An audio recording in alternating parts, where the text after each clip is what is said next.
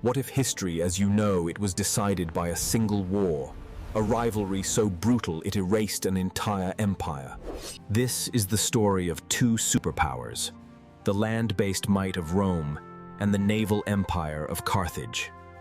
Carthage, in modern-day Tunisia, was a jewel of the Mediterranean, a wealthy empire built on trade. Their vast network and powerful navy made them masters of the sea, controlling immense wealth and resources.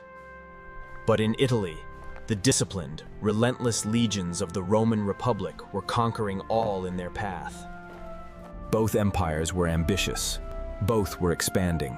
A collision was inevitable, and Sicily was the flashpoint.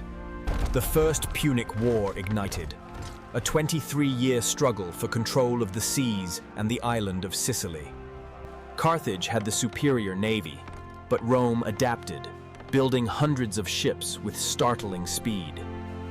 They invented a game-changer, the Corvus, a boarding bridge that turned sea battles into land battles.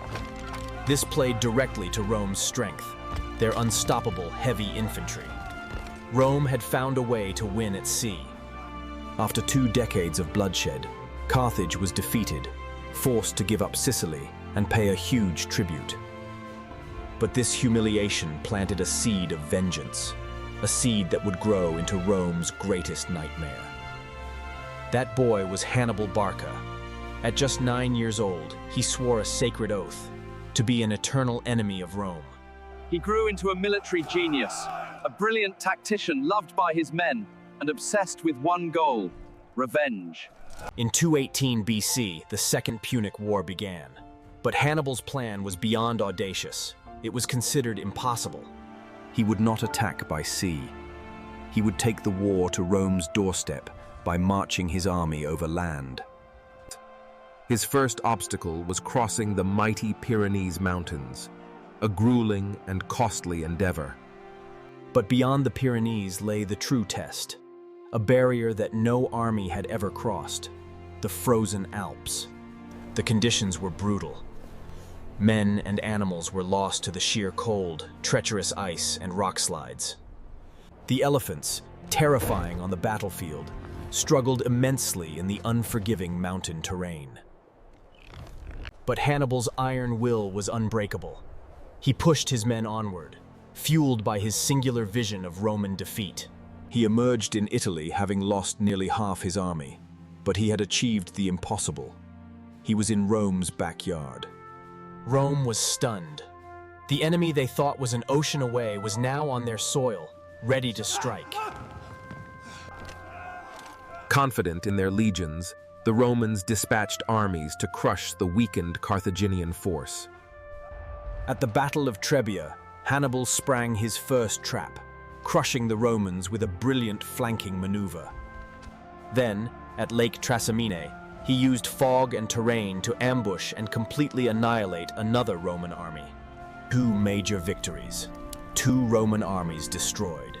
Hannibal was a phantom, and all of Italy held its breath. Terrified, Rome raised its largest army ever, 8 legions, to confront Hannibal at a small village called Cannae. Hannibal, though vastly outnumbered, arranged his forces in a revolutionary crescent formation. The Romans charged, pushing back Hannibal's weak center. They thought they were winning, but it was a trap. Hannibal's superior cavalry smashed the Roman flanks and then circled around to attack from behind. The trap snapped shut. The largest army Rome had ever fielded was completely encircled, with no escape. The result was a slaughter. In a single day, over 50,000 Roman soldiers were killed. It was Rome's darkest hour. The city was defenseless. Hannibal was at the gates, but Hannibal lacked the siege equipment and manpower to take the city itself. He could not land the final blow. In Rome, a new strategy emerged from a general named Fabius: avoid Hannibal at all costs. The Fabian Strategy was born. Romans would harass Hannibal, cut his supply lines, and bleed him slowly. But one young general argued that to beat Hannibal, You must be as bold as Hannibal. His name was Scipio. Scipio's plan: take the fight to Carthage. He first conquered their vital holdings in Spain. Then he did the unthinkable. He invaded Africa, threatening the city of Carthage itself. The plan worked perfectly. Carthage panicked and recalled its greatest general to defend the homeland. After 15 years of victory in Italy, Hannibal was forced to abandon his campaign to save his city. In 202 BC, the final showdown arrived. The two greatest generals of the age met at the Battle of Zama. Hannibal unleashed his elephants, hoping to smash the Roman lines as he had done so many times before. But Scipio was prepared. He ordered his men to create channels, letting the elephants pass harmlessly through. Scipio's superior cavalry then drove Hannibal's from the field, a reversal of the tactic used at Cannae. In a brilliant stroke of irony, Scipio used Hannibal's own encirclement tactic against him. Hannibal's army was shattered. For the first time in his career, he had been decisively defeated. The Second Punic War was over. Carthage was broken, its empire gone, reduced to a client state of Rome. Rome had survived its greatest test. It was now the undisputed master of the Mediterranean. 50 years passed. Carthage, while no longer a military threat, had recovered its commercial wealth. But in Rome, the memory of Hannibal's terror ran deep. One senator, Cato the Elder, held an unyielding grudge. He ended every speech, no matter the topic, with the same 5 words: Carthage must be destroyed.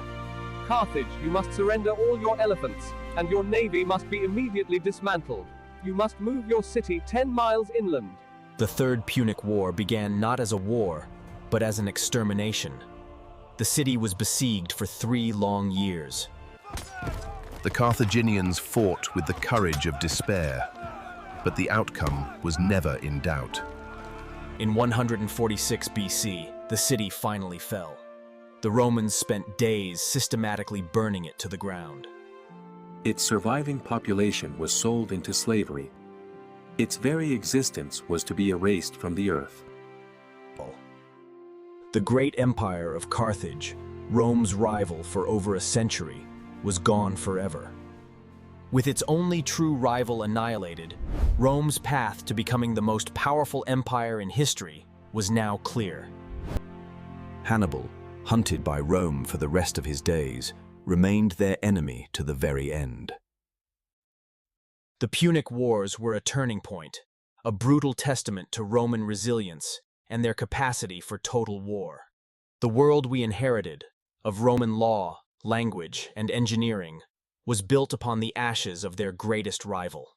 A reminder that history is written by the victors, and sometimes the price of one empire's rise is another's complete annihilation.